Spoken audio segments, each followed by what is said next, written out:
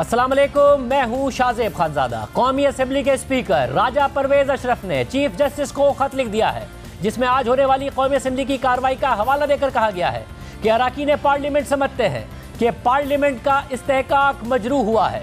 3 रुकनी bench ने आईनी अमल को नजरअंदाज किया है और कौमी असम्बली के माली मामलात में इस्तेहकाक को मजरूह किया है। 3 रुकनी बेंच जल्दी में नजर आता है। आज स्पीकर कौमी असम्बली ने चीफ जस्टिस को खत में लिखा है कि 3 रुकनी बेंच जल्दी में नजर आता है, इसलिए उसने वफाकी हुकूमत को गैर मामूली अहकाम जारी कर दिए हैं कि फेडरल कंसोलिडेटेड फंड से 21 अरब रुपए जारी करे और बाद में कौमी असम्बली से इसकी मंजूरी हासिल कर ले, जो कि गैर आईनी होगा और इसके वफाकी हुकूमत को संगीन नताइज भुगतने पड़ सकते हैं। कौमी असम्बली इंतहाई तहफ़्फ़ुज़ात के साथ ये नोट करती है कि ये बात जानते हुए कि इस अमल के क्या नताइज होंगे अगर कौमी असम्बली ने 21 अरब रुपए की मंजूरी ना दी, सुप्रीम कोर्ट ने वफाकी हुकूमत को 21 अरब रुपए ना जारी करने की सूरत में संगीन नताइज की धमकी दे दी है, जो कि कौमी असम्बली के इस्तेहकाक को मजरूह करता है और आईनी ऑर्डर को तोड़ने के मुतरादिफ है। आज ये खत सामने आया है जिसमें स्पीकर कौमी असम्बली कह रहे हैं कि जो कॉन्स्टिट्यूशन है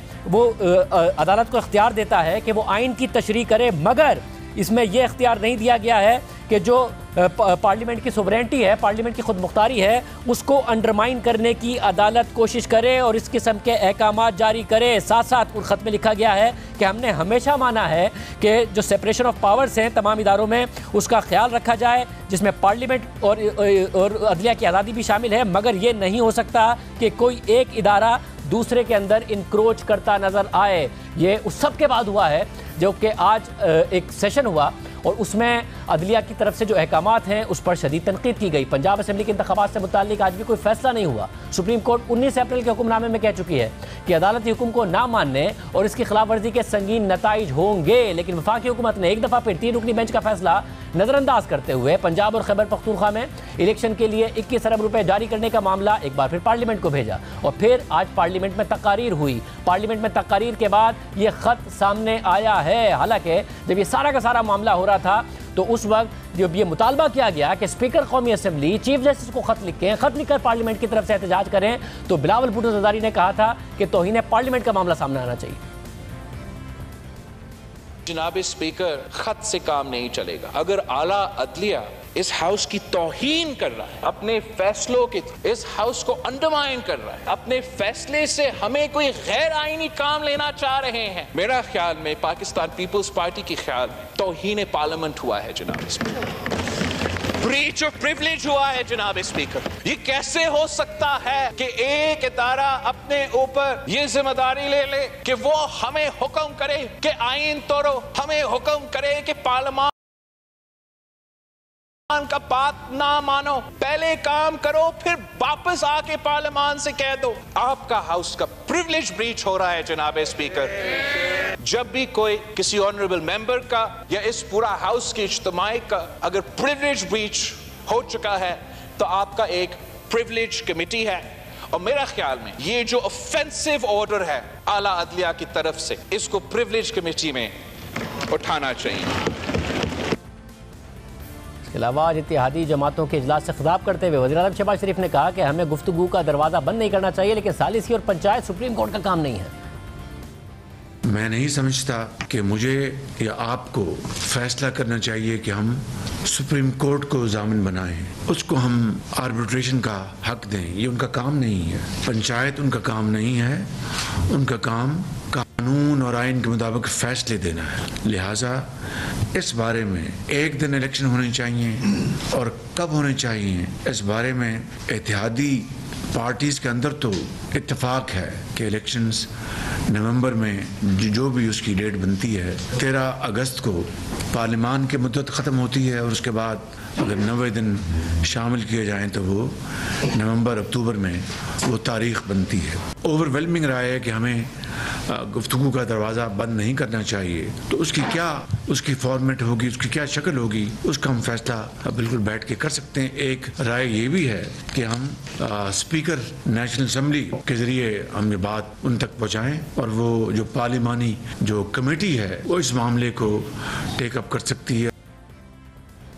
साहब के रहनुमा शाह महमूद कुरैशी ने वज़ीर आज़म को जवाब दिया। आज उन्होंने एक नई कहानी घड़ ली है। वो कहते हैं कि सुप्रीम कोर्ट पंचायत न बने। सुप्रीम कोर्ट पंचायत नहीं है।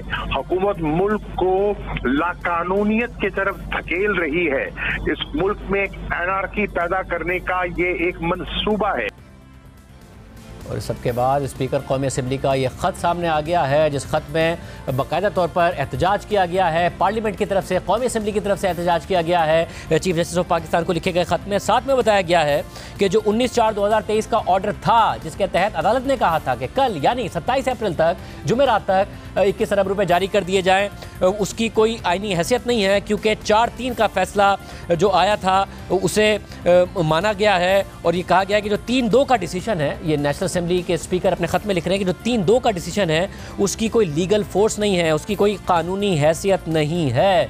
ये स्पीकर कौमी असेंबली की तरफ से लिखा गया है, जिसकी वजह से कल जो अदालत में समाअत होनी है वो बहुत ज़्यादा अहम हो गई है, क्योंकि इससे पहले 19 अप्रैल की समाअत में अटॉर्नी जनरल मंसूर उस्मान अवान ने सियासी जमातों के मुज़ाकरात तक अदालत से मोहलत मांग ली थी और कहा था कि कोशिश कर रहे हैं कि मुल्क में सियासी डायलॉग शुरू हो।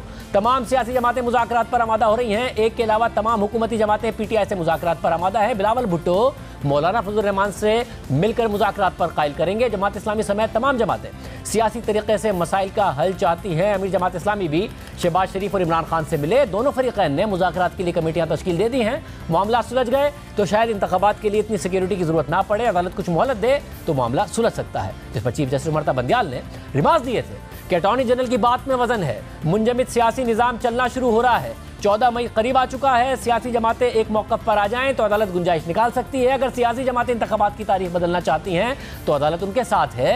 आईनी अमल आगे चलते रहना चाहिए। इसके बाद मुल्क भर में एक साथ इलेक्शन कराने की दरख्वास्तों पर 20 अप्रैल को सुप्रीम कोर्ट के 3 रुकनी बेंच ने तमाम सियासी जमातों को नोटिस करके तलब किया था और उसी दिन चंद घंटों में मुज़ाकरात करके फैसला करने का हुक्म दिया था। मगर 3 रुकनी बेंच की भरपूर कोशिशों के बावजूद पंजाब में इलेक्शन की तारीख सामने नहीं आ सकी थी। समाअत 27 अप्रैल तक मुलतवी हो गई थी और उसके बाद ये बात सामने आई कि अटॉर्नी जनरल ने कहा है, जो कि फैसले में भी लिखा गया था, या फारूक नाइक ने भी ये बात कही है।